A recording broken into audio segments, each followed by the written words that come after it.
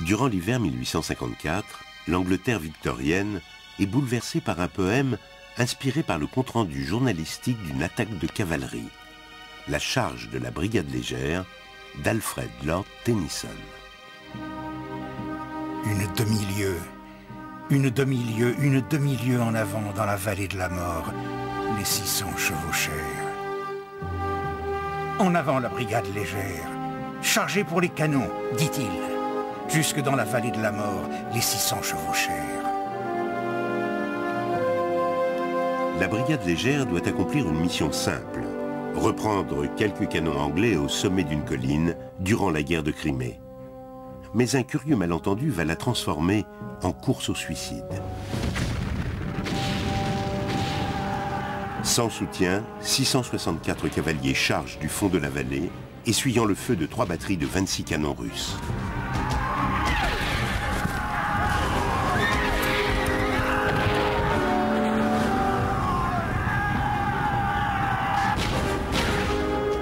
L'attaque dure à peine plus de 7 minutes. Le mythe perdure depuis 150 ans. Il est devenu et demeure l'incarnation du courage flamboyant et de la stupidité militaire. Et l'histoire a reproché à toute une génération de généraux aristocrates une erreur tactique dénuée de sens. Mais aujourd'hui, un réexamen détaillé des faits montre que la charge de la brigade légère a bien failli être un formidable succès. Plus grave encore, le jeune cavalier qu'on a toujours porté au nu pour avoir été la seule voix sensée dans une chaîne de commandement incohérente est peut-être bien le responsable du désastre.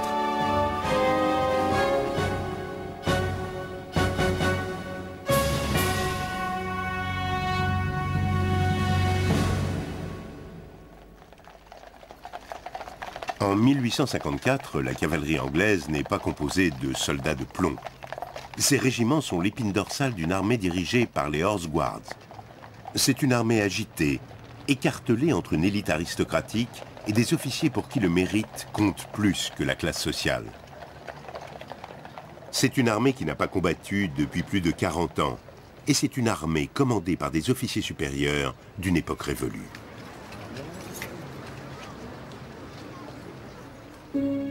La guerre de Crimée verra exploser toutes ces tensions. Les Russes étendent leur influence jusqu'en Méditerranée. Les Anglais et leurs alliés français sont résolus à les arrêter. La guerre sera livrée dans la péninsule de Crimée. Et la charge, qui deviendra le symbole d'un conflit bâclé, aura lieu au nord du port de Balaklava.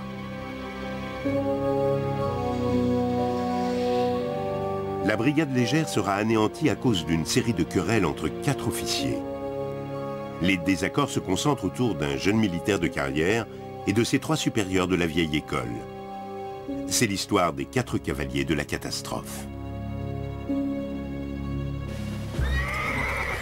Lord Raglan, le commandant indécis de l'armée, envoie l'ordre confus de charger.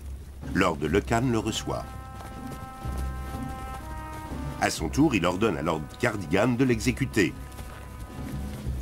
Mais c'est l'homme qui remet le message à un simple capitaine qui jouera un rôle clé dans le déclenchement de l'attaque. Dans la chaîne de commandement, les 3 hommes plus âgés ont chacun de graves défauts qui auront leur part dans le désastre. Celui qui scelle le destin de la brigade légère est Lord Raglan. Il a 66 ans. Sa dernière bataille remonte à 40 ans. C'est celle de Waterloo. Il a perdu un bras.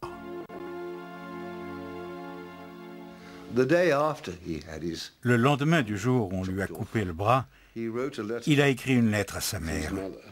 Je l'ai ici. Il l'a rédigée de la main gauche. Elle dit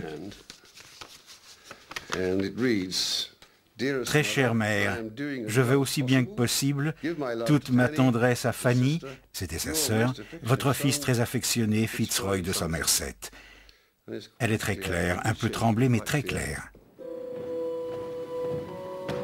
Raglan a la réputation d'un homme courageux et d'un habile diplomate, mais il vieillit et il n'a pas l'âme d'un chef.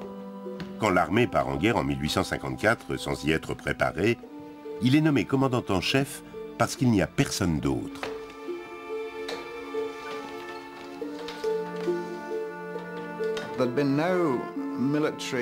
L'Angleterre n'avait pas été engagée militairement depuis 40 ans, depuis Waterloo. Et celui qui allait être nommé serait inévitablement sans expérience.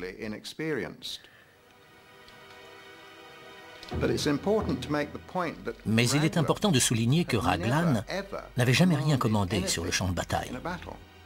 Raglan est un homme hésitant, mais cela seul n'aurait pas mené au désastre sans la féroce rivalité entre ses officiers. En 1854, les grades supérieurs sont réservés aux riches aristocrates. La Première Guerre, depuis 40 ans, déclenche une ruée sur les postes prestigieux. Le commandement de la cavalerie échoua alors de Lecan. Lecan est entré dans l'armée relativement jeune, vers 16 ans je crois. Et en 10 ans, il est devenu lieutenant-colonel d'un régiment, dans son cas le 17e lancier. C'est un laps de temps très court pour passer de cornette, l'officier le moins gradé, à colonel. Et bien sûr, il y est arrivé en achetant ses nominations, en sautant par-dessus d'autres officiers. Lord Lecan est l'arrière-arrière-grand-père du célèbre Lucky Lecan, accusé de l'assassinat de sa nurse en 1975. Mais notre Lord Lecan a aussi sa réputation. Propriétaire terrien zélé et modernisateur en Irlande, il est haï par ses métayers et craint par ses soldats.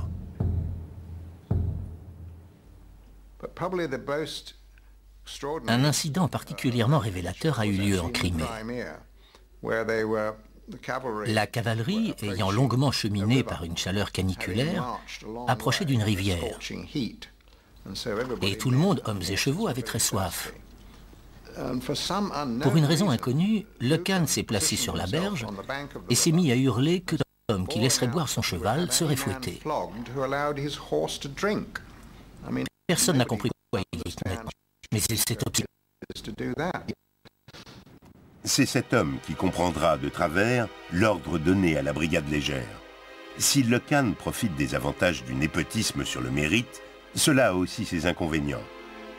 Car il s'aperçoit que juste en dessous de lui, commandant la brigade légère, on a nommé son ennemi juré et beau-frère détesté, James Brudenell, 7e comte de Cardigan.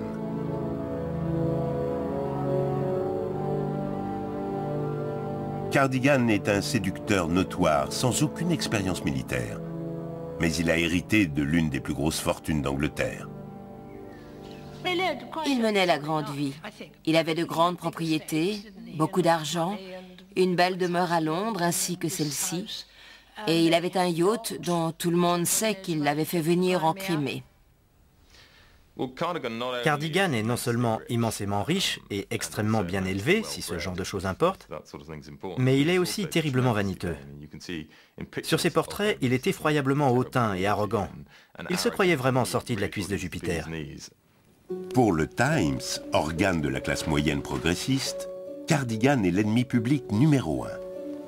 Plus encore que ses deux supérieurs aristocrates, il incarne les vieilles traditions rétrogrades d'une armée ayant un urgent besoin de réforme. La flagellation du soldat Rogers a causé un autre scandale. Rogers avait été pris à boire alors que le régiment était en marche. Et à l'époque, les punitions étaient très dures dans l'armée. Il a été condamné au fouet. Et les journaux n'en auraient jamais rien su si Cardigan n'avait pas insisté pour que la condamnation soit exécutée non seulement un dimanche, mais le dimanche de Pâques. Cela a provoqué une tempête terrible dans le pays. Révolté qu'un châtiment aussi barbare soit appliqué le jour du sabbat. Peut-être qu'il est devenu aussi impitoyable parce qu'il en avait toujours fait à sa tête. Il avait été terriblement gâté par ses 6 ou 7 sœurs aînées et ses parents qui étaient enchantés d'avoir un fils. Cela a dû affecter son caractère et le transformer en véritable brute. La défense de l'honneur de l'ancienne et noble famille Brudenell est à l'origine de la célèbre vendetta opposant Cardigan à son officier supérieur. Car Lord Lecan est l'époux volage de la jeune sœur de Cardigan, Anne Brudenell. Ils étaient beaux-frères et dans un sens, ils étaient alliés. Mais après la rupture de Lecan avec Anne Brudenell, ils n'étaient plus des alliés naturels. Cardigan n'a pu que penser que celui-ci s'était très mal comporté envers sa sœur. Il ne lui a jamais pardonné. Et cela a été à l'origine de la querelle entre les deux hommes. Les deux aristocrates belliqueux s'adressent à peine la parole. À l'heure où les troupes se préparent à partir pour la Crimée, Cardigan, qui va mener la charge de la brigade légère, est le représentant d'une ère révolue.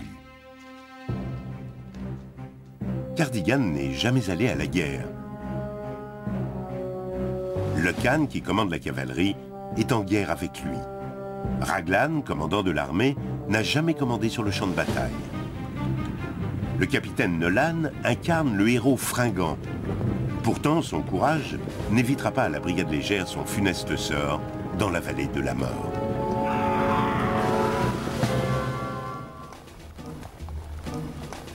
L'armée anglaise en Crimée est commandée par 3 aristocrates querelleurs. Lord Raglan, le commandant en chef hésitant, est harcelé par le commandant de sa cavalerie, Lord Lecan.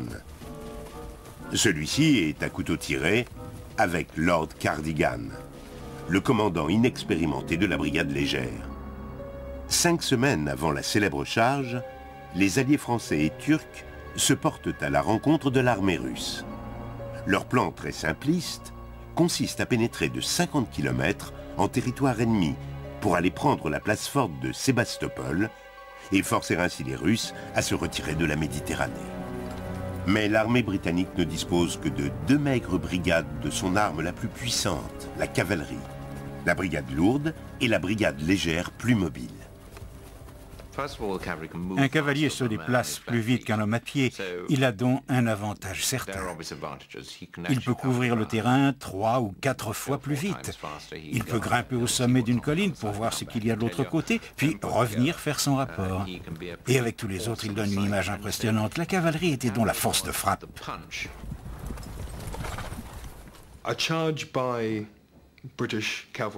À l'époque, une charge de la cavalerie anglaise n'est pas une ruée générale au triple galop. C'est un mouvement précisément structuré, conçu pour porter un maximum d'hommes et de chevaux, en formation aussi serrée que possible, au devant de l'ennemi. La cavalerie, ce sont les chars du 19e siècle.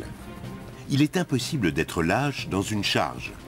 Coincés dans une formation serrée, les cavaliers sont entraînés à un rythme soigneusement orchestré, du pas au trot, puis au petit galop. À 50 mètres de l'ennemi, on donne l'ordre de charger.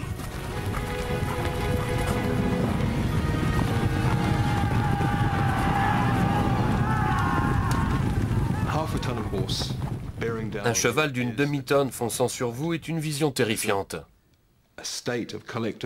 La cavalerie peut provoquer un état de panique général chez les soldats qu'elle poursuit.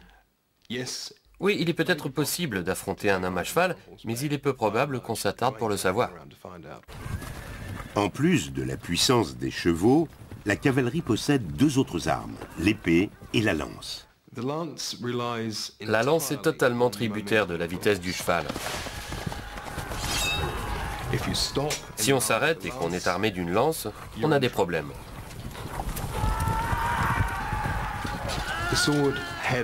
L'épée était l'arme principale de la cavalerie depuis sa création. Le tranchant de la lame pouvait causer de terribles blessures, qui avaient un énorme impact psychologique. Mais la pointe, elle, tuait.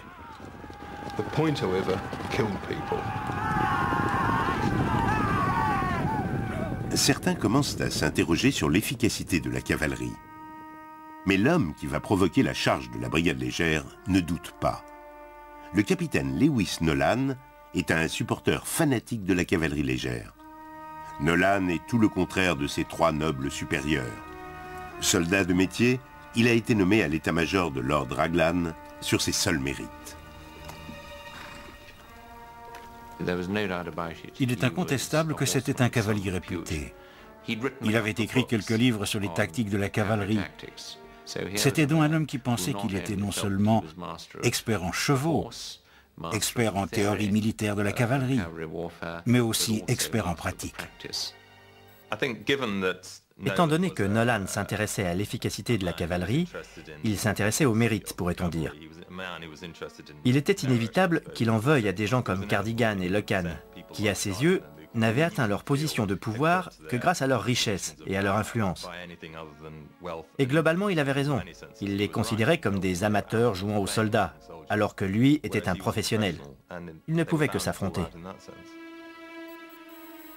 Bien qu'expert en théorie des charges de cavalerie, le capitaine Nolan n'a jamais réalisé son plus grand rêve. Mener un régiment de cavalerie à la bataille, à la charge.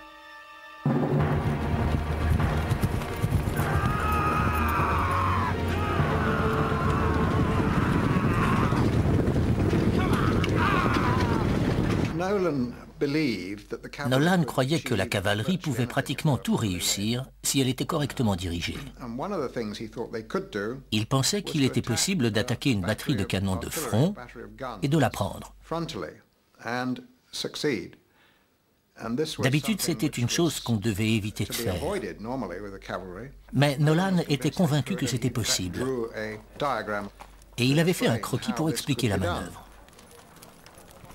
Si la cavalerie est la force irrésistible de la guerre victorienne, l'artillerie en est l'objet inamovible. Une attaque de front de la cavalerie sur des canons ne s'est quasiment jamais vue. Personne ne sait avec certitude quelle pourrait être son issue.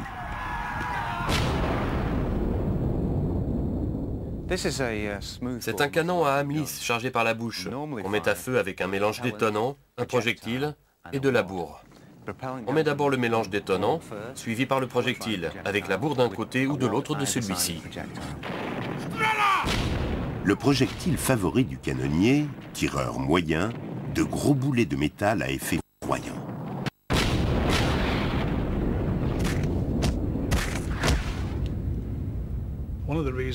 Entre autres raisons, on lançait des tirs courbes qui frappaient devant la cible afin que le boulet rebondisse comme une balle de cricket à travers la formation ennemie. Ainsi, on faisait un maximum de victimes. Certains rapports parlent de soldats tués par des fragments de corps humains, déchiquetés par des boulets de canon. Les boulets sont d'une efficacité sans merci, mais ils se déplacent si lentement que les premiers rangs de la cavalerie peuvent les voir arriver et les esquiver. Mais les artilleurs ont d'autres options. Voici un obus ordinaire. Il a l'air compact, mais en fait c'est une sphère de métal creuse remplie de poudre à canon. Il est tiré par un obusier, et quand il arrive au-dessus de la tête de l'ennemi, cette amorce fait exploser la poudre et l'enveloppe de métal se brise, provoquant des dégâts dans l'unité qui se trouve en dessous. Si tout le reste échoue, les artilleurs utilisent en dernier ressort un projectile de courte portée dévastateur, la boîte à mitraille. Voici une boîte à mitraille. Elle est remplie à ras-bord de petits projectiles comme ceci, et quand on la tire d'un canon à Hamlis, c'est comme une mitrailleuse. Des cavaliers essuyant une pluie de mitraille sont décimés à 300 mètres.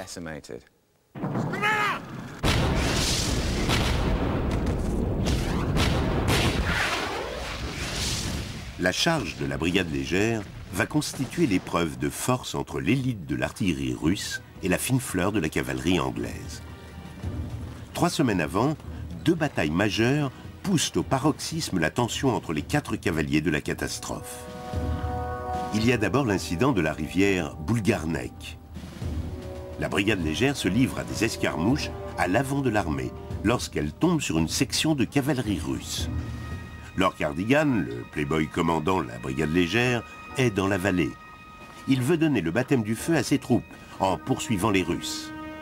Mais du haut de la colline, le prudent commandant en chef, Lord Raglan, voit au loin des forces ennemies bien plus importantes. La brigade légère va tomber dans un piège. Il ordonne d'abandonner la poursuite, provoquant la colère du capitaine Nolan, le fanatique de la cavalerie. Nolan, comme beaucoup d'autres officiers, trouvait qu'on avait laissé passer une occasion. Que ce soit faux n'atténuait pas le sentiment que l'amateurisme de Cardigan et de Lecan empêchait la cavalerie de prouver sa valeur.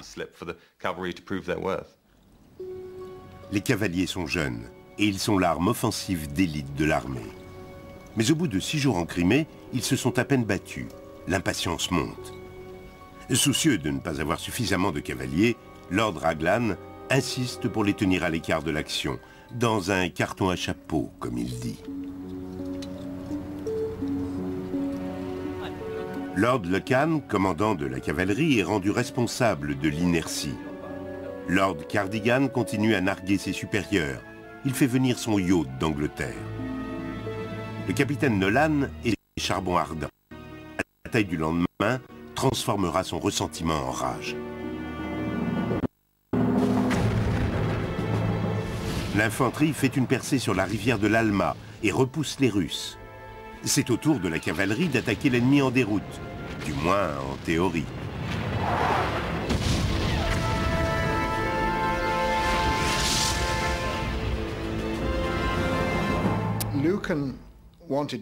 Lucan voulait charger, Cardigan voulait charger, Nolan voulait charger, et c'était probablement le bon moment.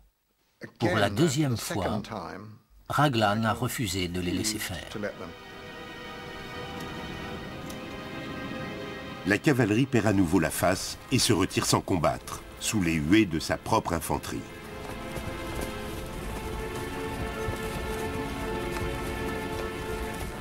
Le correspondant du Times recueille la réaction furieuse de Nolan, qui accuse Lord Lucan. There were 1,000 British cavalry looking down on a defeated enemy retreating. Guns, standards, colours and all within a 10 minutes gallop. It's enough to drive one mad. It's too disgraceful, too infamous. À partir de ce jour, Lord Lucan acquiert le sobriquet de Lord Lucarne. La plaisanterie ne fera plus rire, 5 semaines plus tard, à Balaclava.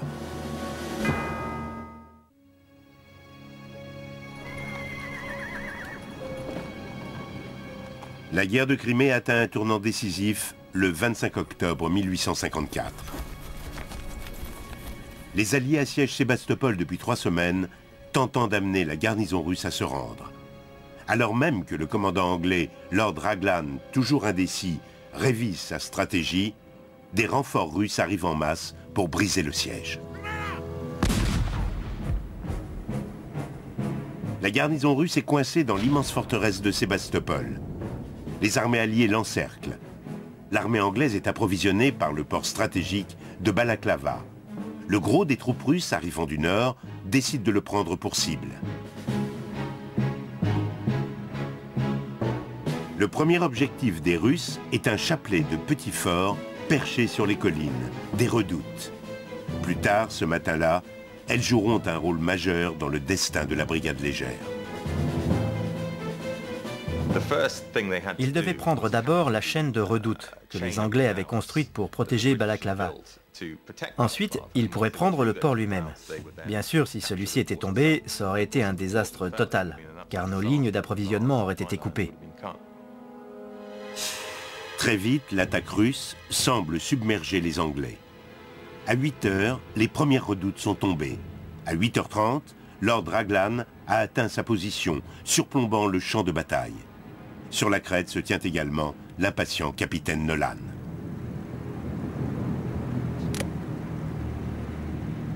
Dans la vallée, le commandant de la cavalerie, Lord Lucan, a fait mettre ses troupes en position défensive.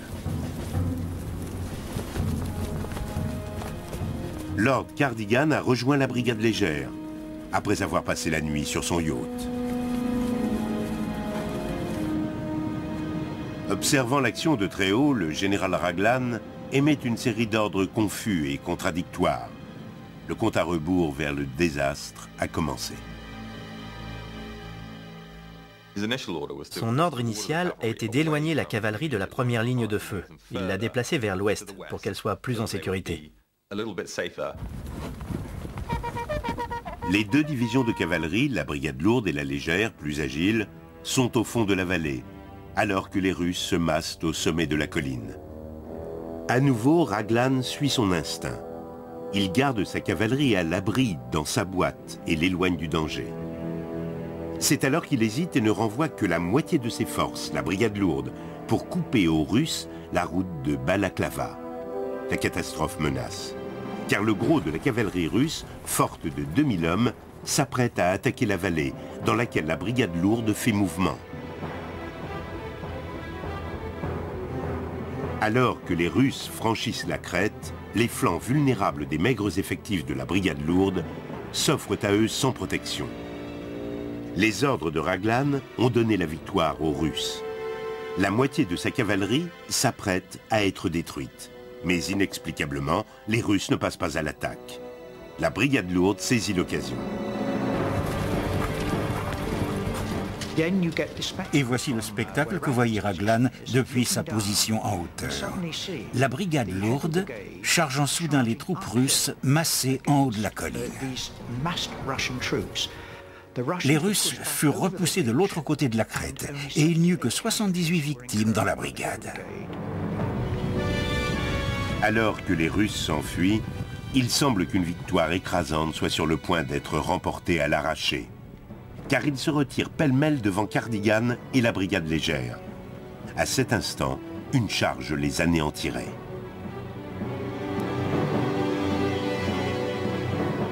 Mais Lord Cardigan a d'autres idées. Lord Lucan lui a ordonné de ne pas bouger, et c'est ce qu'il fait. Cardigan ignore ostensiblement les Russes qui fuient derrière lui.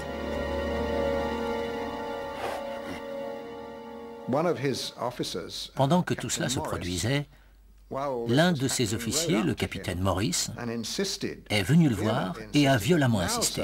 « C'est maintenant, monsieur le comte.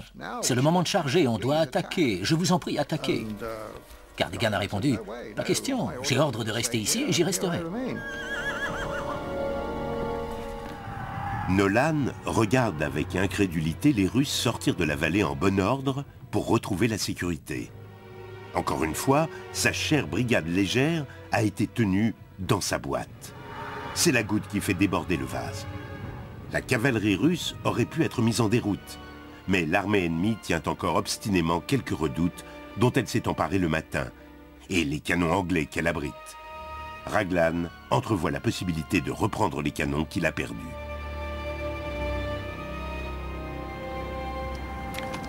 Cavalry will advance to take advantage of any opportunity to recover the heights. They will be supported by the infantry, which have been ordered. Les ordres confus de Raglan tournent à la farce. Il veut dire que l'infanterie arrivera plus tard. Lucan pense qu'il doit attendre son arrivée avant d'attaquer.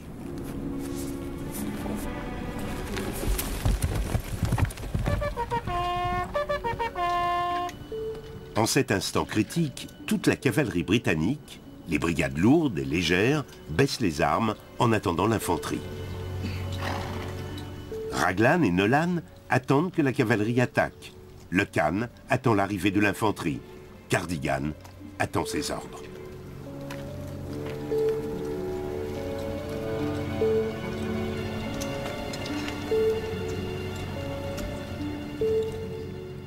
Vers la fin de cette longue attente, un membre de son état-major a crié « Les canons! Ils emportent les canons !» Il voulait dire que les Russes étaient en train d'enlever leurs canons, les canons anglais qui étaient dans les redoutes pris plus tôt dans la journée. Confronté à la perte de son artillerie, Raglan envoie un dernier ordre nébuleux, l'ordre qui scellera le sort de la brigade légère.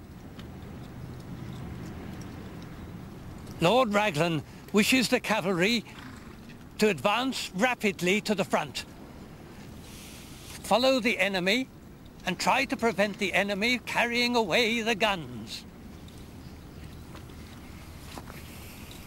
Immediate. À ce stade, Raglan est déterminé, ce qui ne lui ressemble pas, et il veut transmettre ce message à la brigade légère. Il choisit Nolan parce qu'on le considère comme le meilleur cavalier de l'armée britannique. Si seulement il avait choisi un autre messager, le désastre aurait été évité.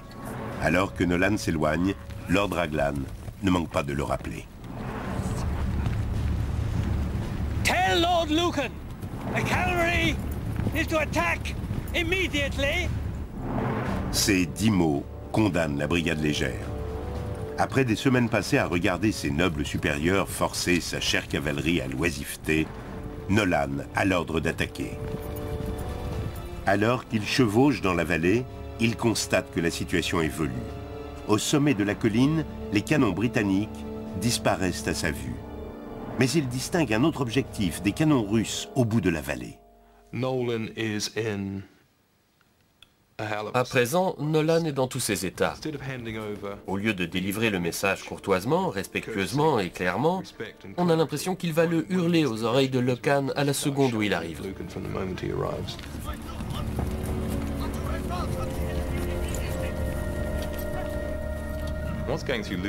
Lucan se dit « On me demande d'avancer et d'attaquer sans infanterie. C'est complètement faux. » Il exprime tout haut sa désapprobation. Et Nolan lui tend alors les instructions que Raglan lui a données alors qu'il quittait les hauteurs. C'est-à-dire que la cavalerie doit attaquer immédiatement. Attaquer quoi, répond Lucan. Quel canon? Que suis-je censé attaquer? C'est à ce moment-là que Nolan fait un geste et prononce les paroles fatales. Lord, there is your enemy. There are the guns.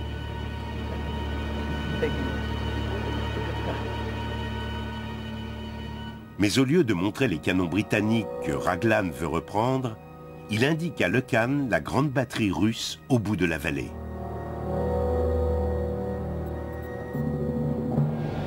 Pour les atteindre, la cavalerie va devoir charger sur 2000 mètres, prise entre deux feux pour aller se jeter sur les canons ennemis. Ça ressemble à du suicide.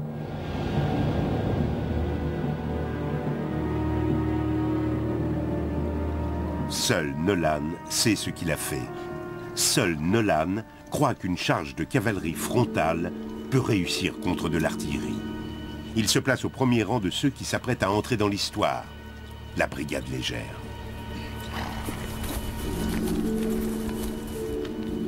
Lucan et la brigade lourde s'alignent pour charger derrière elle. C'est la deuxième vague, le soutien. Avec le recul, ça ne pouvait pas être pire. Canons à leur gauche, à leur droite et devant. Here goes the last of the Brudenells. Trumpet up! Orc! March!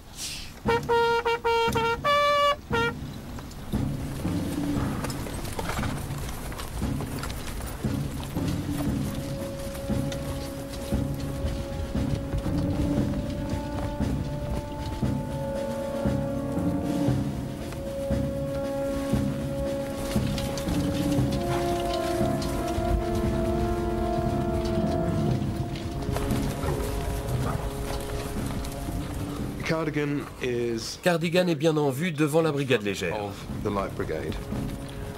L'officier de cavalerie britannique se doit d'être un gentleman et de montrer un courage indéfectible pour tenir son rôle. On n'en attend pas grand-chose de plus. Et il n'y a pas de doute que Cardigan, quels qu'aient été ses autres défauts, était courageux.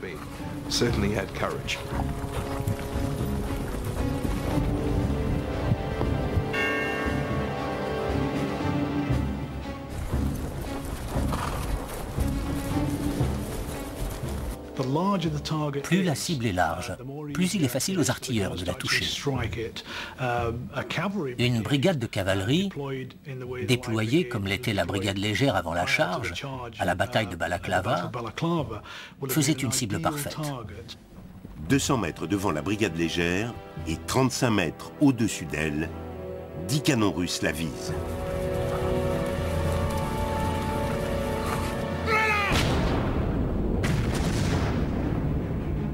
Raglan regarde avec incrédulité sa cavalerie pénétrer dans la vallée. Le capitaine Nolan agit alors à la manière impétueuse dont il est coutumier. Un geste qui reste un des grands mystères de la charge. Ils descendent la vallée sur environ 300 mètres. Quand soudain, Nolan traverse sur sa droite, devant Cardigan, et se retourne pour faire face à la brigade.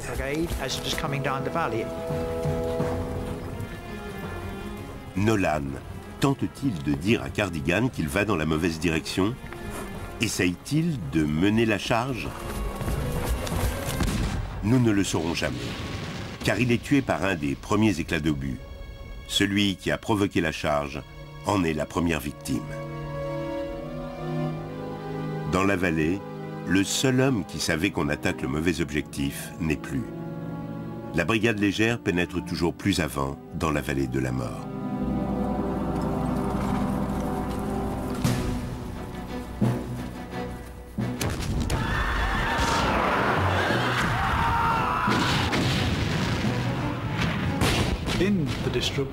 À part la destruction causée directement par les tirs courbes, la formation était complètement rompue.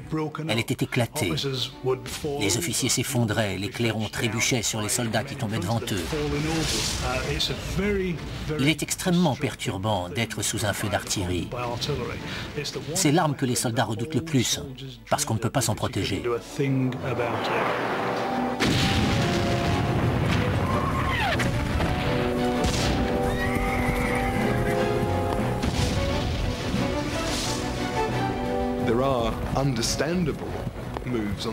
Il est naturel que certains officiers et soldats tentent d'accélérer pour sortir de ces tirs croisés le plus vite possible. Mais Cardigan se retourne et pose carrément son épée en travers de la poitrine d'un des officiers du 17e lancier pour essayer de le forcer à garder un rythme lent. Collant au règlement, Cardigan fait trotter sa brigade sous les premiers feux croisés. 4 longues minutes, 800 mètres. Des vides se creusent dans les rangs, alors qu'à travers la fumée, ils parviennent à portée de vue des canons qu'ils chargent. Le commandant de cette batterie de 8 canons, la batterie des Cosaques du Don, est en position défensive. Dès qu'il voit la cavalerie anglaise devant lui, il la prend pour cible.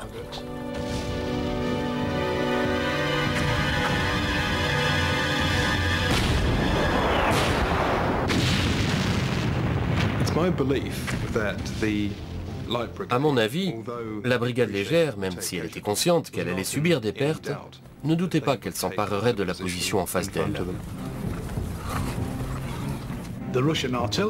L'artillerie russe était en bonne position. Elle avait un bon champ de tir. Elle était soutenue sur les deux flancs par d'autres artilleurs. Quand on voit qu'on est la cible d'une charge, on se défend.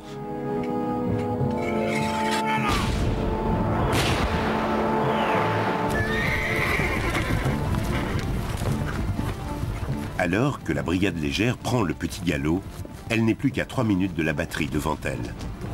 Le premier canon commence à tirer de très loin, sans grande efficacité.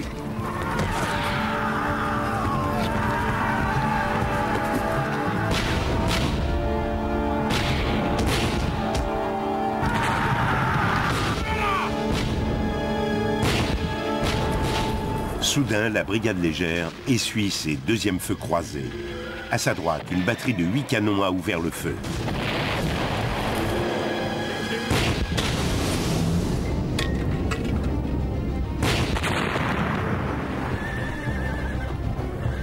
Les artilleurs accélèrent le tir, mais au petit galop, la brigade traverse cette deuxième zone mortelle en 2 minutes à peine.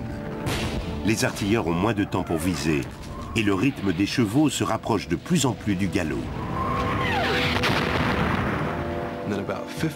À environ 50 mètres, Cardigan donne l'ordre et la brigade se lance dans la charge.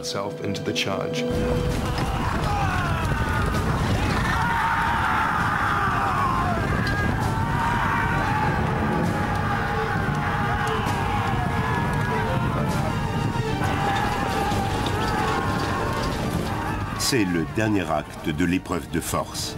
Les lanciers au triple galop fondent sur les artilleurs en déroute, dont la seule chance est de briser la charge. En dernier recours, ils utilisent la boîte à mitraille, qui transforme leurs canons en énormes mitrailleuses.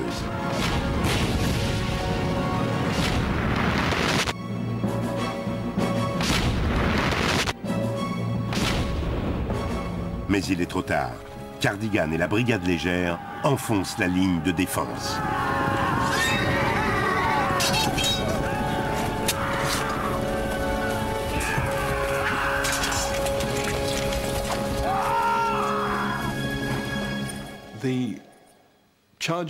La charge de la brigade légère est passée à la postérité comme l'un des grands désastres militaires. Toutefois, je pense que tactiquement, ça a été un succès. Il y a eu de lourdes pertes, mais l'objectif a été atteint. La brigade légère a accompli ce qui semblait impossible. Couvrir 2000 mètres en 7 minutes et demie et prendre les canons russes. La charge est un succès tactique éclatant. À présent, des renforts sont nécessaires, mais la brigade les attendra en vain.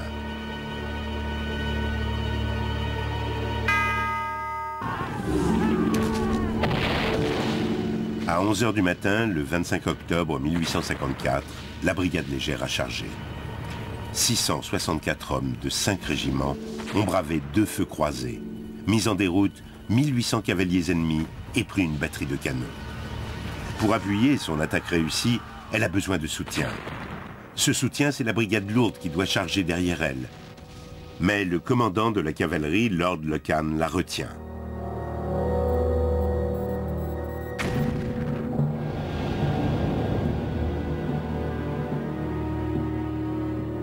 Lucan a commencé à se demander si c'était raisonnable. Il voyait que de nombreuses pertes étaient infligées à la brigade légère qui disparaissait dans la fumée en bas. Est-il raisonnable de lancer la brigade lourde dans le même déluge de feu et de la gaspiller aussi? La brigade légère est sûrement perdue. Je ne veux pas perdre la brigade lourde. Il a donc fait stopper la brigade lourde et la faire monter en haut de la vallée, laissant la brigade légère sans soutien. Abandonnée, terriblement surpassée en nombre, la brigade légère s'apprête à se faire couper en morceaux par la cavalerie russe qui se rassemble.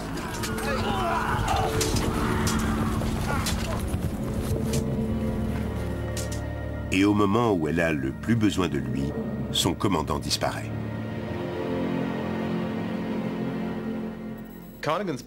Le comportement de Cardigan après qu'il ait atteint les canons nourrit la controverse. Car bien qu'il se soit très bien comporté jusque-là, il a exécuté ses ordres, il a fait tout ce qu'on attendait de lui, après, il semble, je ne trouve pas d'autre mot, avoir perdu la tête. Ça devait être une expérience terrible, cette charge de la brigade légère, la confusion, la canonnade, les explosions dans tous les coins. Après que quelques Cosaques aient tenté de le capturer, Cardigan a dû prendre ses jambes à son cou. Il n'a pas d'excuse. Il est celui qui aurait dû donner les ordres. Et pourtant, il disparaît.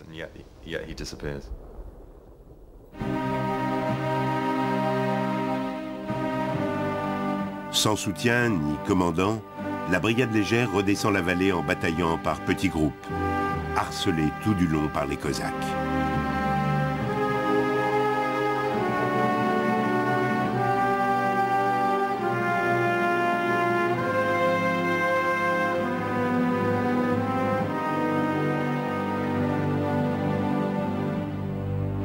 Sur les 664 hommes qui ont chargé, 362 sont morts ou prisonniers.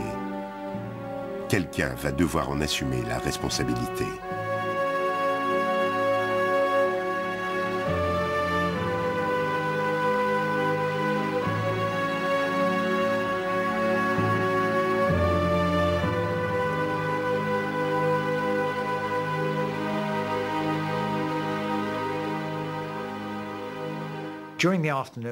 Au cours de l'après-midi, Raglan a interrogé certaines personnes, dont Cardigan, qu'il a agressé immédiatement en disant « Pourquoi avez-vous attaqué une batterie de canons, contrairement à tous les usages de la guerre? Pourquoi l'avez-vous attaqué avec la cavalerie légère ?» Il a répondu « J'exécutais les ordres que j'avais reçus de mon officier supérieur. » Lucan s'est approché et a dit « Que cherchiez-vous, monsieur, en sacrifiant la brigade légère ?» Il a dit « J'ai exécuté vos ordres. » Le vrai problème avec l'ordre qu'avait reçu Lucan n'était pas tant les mots impérieux qu'il contenait, bien qu'il ait été écrit « exécution immédiate » à la fin, mais la manière dont Nolan l'a transmis et ses instructions verbales. Vous devez attaquer tout de suite. There is your enemy. There are the guns. En un mot, qui est à blâmer? Nolan. Seul Nolan sait que la brigade légère chargeait les mauvais canons. Lui seul avait reçu les instructions de Raglan. Lui seul connaissait les désirs de Raglan. A-t-il sauté sur l'occasion de prouver que sa chère cavalerie légère pouvait réussir une attaque frontale contre l'artillerie? Presque immédiatement, la charge de la brigade légère devient un mythe. Et le militaire de carrière, mort en héros, n'en sera jamais blâmé. La sentimentalité victorienne a bâti tout un mythe autour de Nolan, faisant de lui un personnage héroïque qui s'aperçoit soudain d'une erreur tragique et s'élance en avant, une inspiration pour tous les écoliers à agir honorablement. Mais quand on essaie d'analyser les preuves, elles ne tiennent pas debout. L'autre héros improbable de la charge est l'homme qui l'a dirigé jusqu'en haut de la vallée et qui a été le premier à en redescendre. Ce qui est étrange dans le rôle de Cardigan lors de la charge de la brigade légère, c'est qu'à l'évidence, il ne veut pas y participer. Il le fait par devoir, mais ça va transformer sa vie. D'un des hommes les plus méprisés d'Angleterre, si ce n'est le plus méprisé, il devient son plus grand héros. C'est une transformation stupéfiante. Bien qu'il ait perdu la tête sous la canonnade, Cardigan, comme tous ceux qui ont survécu à la charge, acquiert un statut de héros. Il devient le chéri de la nation, fêté par ses fermiers reconnaissants et par la jeune famille royale. À sa mort, 8 ans plus tard, 2000 personnes viendront pleurer le héros de la charge de la brigade légère. Le commandant de la cavalerie, Lord Lucan, n'a pas droit à un tel traitement. En disgrâce, il est rappelé de Crimée et catalogué comme responsable de la perte de la brigade légère. Le Times et ses lecteurs progressistes se servent de la charge comme d'une arme pour fustiger les chefs aristocrates d'une armée désuète. Lucan faisait l'affaire, il fallait un responsable. C'était un fiasco, soi-disant, et c'est lui qui a porté le chapeau, ce qu'il contestait violemment. Il voulait blanchir son nom devant un tribunal, mais on ne lui a jamais permis, car je suppose que l'armée craignait que son linge sale ne soit lavé en public. Mais l'homme qui paie le plus cher est celui qui dirigeait l'armée désorganisée. Lord Raglan meurt en Crimée, certains disent d'un cœur brisé. Il a été la cible d'une campagne médiatique concertée, l'accusant de la pagaille.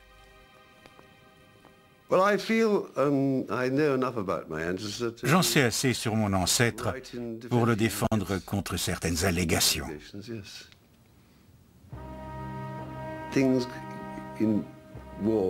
À la guerre et dans les batailles, maintes et maintes fois les choses tournent mal. Certains sont détruits à cause d'une erreur.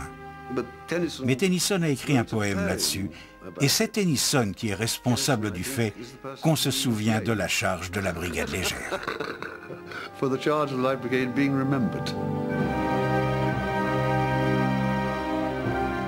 Canons à leur droite, canons à leur gauche, canons devant eux, assaillis de salves en tonnerre, de balles et d'obus en déluge, intrépides ils chargèrent, entre les portes de la mort jusqu'à la bouche de l'enfer. Montèrent les 600. Honorez la charge qu'ils livrèrent. Honorez la brigade légère. Noble 600.